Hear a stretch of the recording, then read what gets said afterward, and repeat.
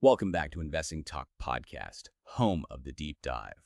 Today we're ripping open a question that's been flooding our inbox. Is SoFi a solid buy right now? We're going to lay out every single fact, every nuance, to give you crystal clear understanding of SoFi's financial health, their market position, and, well, where they might be headed. Indeed, and to truly understand if SoFi as a buy, we need to unpack everything, from their dramatic financial transformation to their bold strategic shifts and, of course, the latest market sentiment. Our goal is simple: help you get well-informed, quickly, and thoroughly. And hey, before we jump into the details, if you find this kind of detailed analysis helpful, please take a moment to subscribe, like, and comment on this discussion. Your engagement really helps us bring you more of these analyses. And if you'd like to support us further, maybe consider buying us a coffee. Now let's get into it. Okay, let's unpack this financial story because SoFi has undergone, well, a truly dramatic transformation over the last few years. For what felt like ages, they faced persistent losses. But then 2024 arrived, and it marked a truly pivotal change for the company. What exactly happened? It is quite a turnaround, a significant one. In 2024, SoFi achieved its first year of GAAP profitability. That's generally accepted accounting principles profitability, meaning their core business, according to standard accounting rules, is now in the black. Right. This is a foundational shift, a major milestone. Huge. Their revenue for 2024 soared to $3.77 billion. That represents an impressive 29.3% year-over-year growth. Wow, nearly 30%.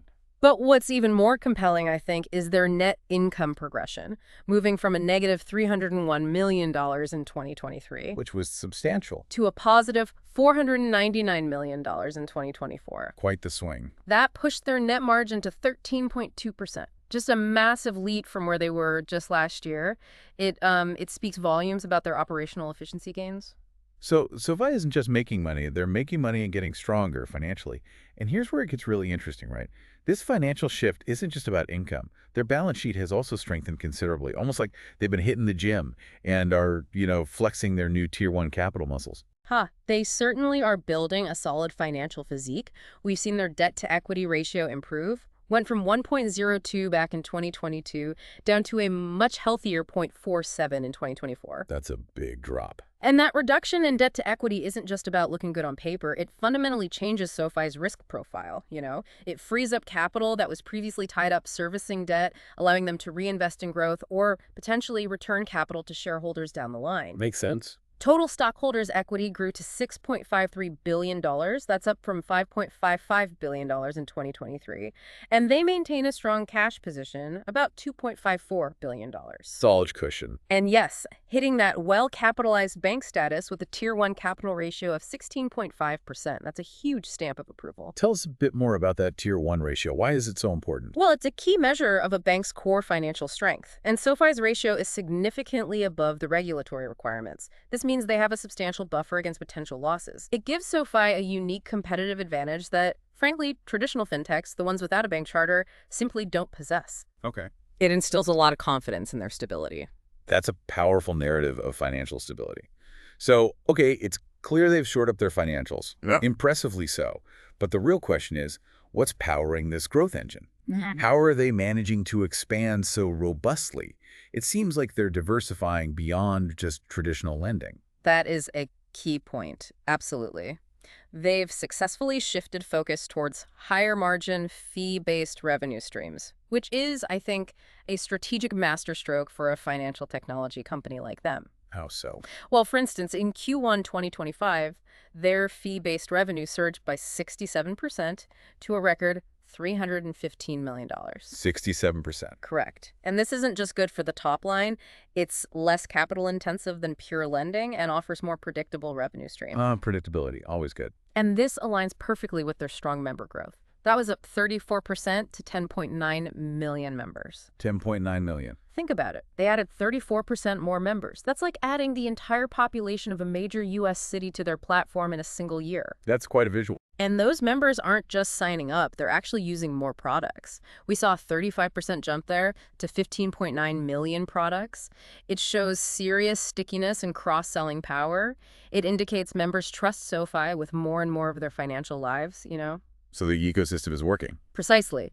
This diversification is a major part of their turnaround story. Okay, so if we connect this to the bigger picture, it really looks like they're making incredibly smart strategic moves for future growth, not just, say, riding the tailwinds of interest rates. Tell us about some of the big recent developments that are setting them up for continued success. What's new? Two significant developments stand out, and they both really underscore SoFi's strategic shift. First, back in June 2025, SoFi announced its return to cryptocurrency services. Ah, yes, the crypto return. Spot trading, blockchain-based remittances, the whole package. This move, enabled by more favorable regulatory changes, positions them to tap into that growing demand. Roughly 30% of American adults own some crypto assets now. So large potential market. Definitely.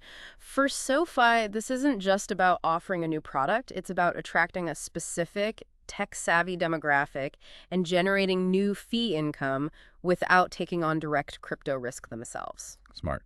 And the second development. Secondly, and this is perhaps even more impactful for their business model, they secured a $2 billion extension with Fortress Investment Group. That brings the total commitments to over $5 billion for their loan platform business. $5 billion. Okay, what does that mean exactly? It's incredibly clever, actually. It enhances their ability to originate loans and then sell them on to partners like Fortress. So they generate significant fee-based revenue from originating and servicing those loans without having to hold those loans on their own balance sheet. Ah, capital light. Exactly. It transforms what could be a capital-intensive business into a fee-generating engine. It further de-risks their operation and boosts profitability. So we've painted a pretty compelling picture here. Financial health, strategic foresight, looks good. But here's the crucial question for any investor, right? Has the market already factored all this good news into the current share price? It's at $17.18 now. Are these growth expectations already baked in, leaving perhaps little room for upside? This raises a very important question regarding current valuation, yes. And it's where the picture becomes a bit more nuanced. SoFi currently trades at, well, premium valuations. They reflect those high growth expectations we just discussed. Makes sense. However, this also raises concerns about downside risk if those expectations aren't consistently met. For instance, their PE ratio, price to earnings. The famous PE. It sits at 39.0x. Now, this is a premium valuation. It tells us the market has incredibly high expectations for SoFi's future earnings. 39 is high compared to peers. It significantly exceeds many of their fintech peers, yes. The insight here is that while the underlying story, the profitability, the growth, it's strong. That 39x PE is like buying a high-performance car maybe near the top of its price range. The market is clearly betting on SoFi to not just grow, but to accelerate that growth. It almost implies perfect execution going forward. Which is always a challenge. Always. The challenge is that a single stumble in growth, maybe a miss on earnings, could trigger a significant reevaluation by the market. It could potentially punish the stock disproportionately. Their price to book is 2.88x. Price to sales is around 5.0x trailing revenues. The market cap is $18.5 billion. So definitely something for investors to weigh carefully. Absolutely. It's part of the equation. Okay. Beyond the fundamentals and the valuation, which give us a sense of the company's intrinsic worth, let's look at the technical picture. Where does the stock stand based on price action and market momentum? What's the chart telling us right now? Well, from a technical standpoint, the price currently sits at $17.18. Its 52-week range is quite wide, actually, from $6.01 on the low end to $18.42 on the high. Big range. Huge. While it boasts a phenomenal one-year return of 167.19%. Incredible. Its year-to-date return is actually negative, down 13.1%. Interesting contrast. It is. Looking at technical indicators, the relative strength index, the RSI, is at 72.90. And for listeners, what does that RSI number suggest? Generally, an RSI above 70 signals that the stock might be overbought. It means its price has risen very quickly, perhaps too quickly, and it might be due for a correction or at least some consolidation in the near term as traders take profits. A cool down period, potentially. Could be. The price is trading above both its 20-day moving average, which is at $14.78, and its 50-day moving average at $13.62. That typically indicates an uptrend is still in place. Okay, so conflicting signals there. Somewhat, but its volatility is quite high, 70.23% annualized. That means big price swings are common, up and down. Not for the faint of heart, then. Definitely not. Key resistance is that 52-week high of $18.42, which it's been bumping up against. Support levels look to be around $16, then $14.75, and $13.50. All this suggests maybe near-term consolidation might be ahead before it can make a sustained move higher. Got it. And how are professional analysts, the folks who crunch these numbers day in, day out, viewing this mixed picture? Fundamentals looking stronger, valuation may be stretched, technicals a bit heated. Is there a consensus, or are opinions really split? Well, the consensus rating from 17 analysts is currently hold. Low cold, okay. And the average price target is $14.45, which, maybe surprisingly, suggests a potential downside from the current price of $17.18. That might give some investors pause. It might. However, when you dig into the distribution, it's not uniformly hold. We see 45% of analysts actually recommending buy. Almost half. 40% are at hold, and only 13% say sell. And crucially, there have been some recent upgrades. Firms like JMP Securities and Stevens have set more optimistic targets, ranging from $17 up to $20. So more positive momentum recently from some analysts. That's right. So while the average might suggest caution, there's a definite group of analysts who see more upside potential, especially, I think, after the recent profitability proof points. It represents a mixed yet arguably improving outlook from the analyst community as they digest SoFi's transformation. Okay, so we've covered where SoFi has been, where it stands today. Yeah. Looking forward now, what are the key events or developments, the catalysts, that could really impact SoFi in the near and long term? What should investors be watching for? Near term, all eyes are on the Q2 2025 earnings report. That's scheduled for July 29th, 2025. It's crucial. That's big. The expected EPS is 0 to 6 cents. Now, if they hit that, it would represent a massive 500% year-over-year growth. 500%. Huge number. The market will be watching closely for several things. Their member growth trajectory, can they keep adding users at pace? Continued expansion of that fee-based revenue we talked about. Also, the initial impact of their crypto service launch, is it bringing in users and fees? And how their loan platform business performs with partners like Fortress. So, checking if the strategy is still firing on all cylinders. Exactly. These metrics will confirm if their strategic pivots are continuing to pay off. And longer term. Yeah. Beyond the next quarter. Long-term catalysts are quite compelling, I think. Continued optimization of deposit-funded lending, thanks to that banking charter. It allows them to lower their cost of funds, which directly boosts their lending profitability. That's a structural advantage. Right, the charter pays off. Then there's the growth in their Galileo and Technisys technology platforms. Galileo provides core infrastructure for countless other fintechs. Think of it like the plumbing for digital banks, payment apps. The Intel Inside for fintech. Sort of, yeah. And Technisys adds critical core banking services. This isn't just a side hustle. It's a high-margin, scalable B2B revenue stream. It diversifies SoFi away from just relying on consumer lending. It's the fundamental reason why their fee-based revenue has soared. Very important differentiator. And finally, their ability to gain market share in underserved lending segments, like student loan refinancing, especially as economic conditions shift, could also be a long-term tailwind. Okay, lots of potential drivers. Yeah. But every investment comes with its share of risks, right?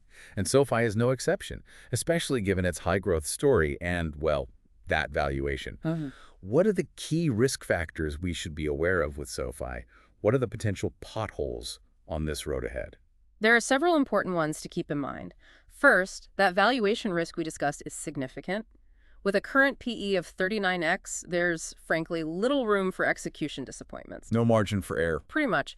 Any growth slowdown, or even just deviating slightly from analyst expectations, could trigger significant multiple compression. The stock could fall sharply even if the company is still growing fundamentally. Okay, number one, valuation. What else? Second, regulatory risk. It's always there for financial companies, but especially as a bank holding company, they face increased scrutiny. Any changes in banking regulations or, indeed, crypto policies could impact their operations. It could increase compliance costs or restrict certain growth avenues. Bureaucracy bites. It can. Third, their lending portfolio. It remains exposed to credit risk. If there's an economic downturn or if consumer default rates rise, that could directly impact their loan quality and profitability. The macro environment matters. Hugely. And while they've benefited from higher interest rates recently, lets them earn more on deposits. Potential rate cuts could pressure their net interest margin, their core lending profitability. Although lower rates might also stimulate lending demand, so that could be a bit of balancing act. It's a double-edged sword there. Kind of. Then there are broader sector and macroeconomic risks. Intense competition is one from traditional banks waking up and other hungry fintechs. That could compress margins or just make acquiring customers more expensive. Crowded space. It is. Also, there's talk, a projected 40% probability maybe, of a recession in the second half of 2025. If that happens, it could impact loan demand and credit quality across the board, not just for SoFi. Right. Affects everyone.